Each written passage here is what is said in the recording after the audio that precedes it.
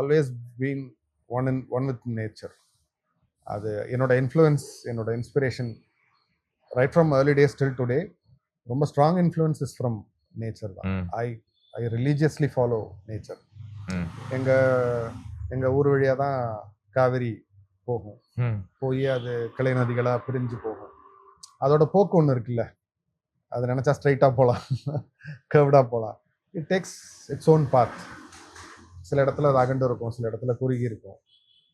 அது போய் மலையில எங்கேயோ ஆரம்பிச்சு போய் கடலில் போய் அது கலந்துரும். ஸோ இந்த அதோடைய ஒரு நேச்சுரல் ஃப்ளோ இருக்குல்ல, இது கதைகளில் வரணும் அப்படிங்கிறது எனக்கு என்னறியாமல் வந்த ஒரு இதுதான். ரொம்ப ஃபிலசாபிக்கலாக யோசிச்சு இல்லை, பியூட்டிஃபுல்லாக இருக்குது, கேட்கறதுக்கு பொருத்தமாகவும் இருக்குது. நீங்கள் இது வரைக்கும் எடுத்த 2 படங்களை பற்றி யோசிக்கும் போதும் அது ஒன்றும் நேராக இங்கேருந்து இங்கே அப்படின்ற ஒரு இடத்துல இல்லைல்ல.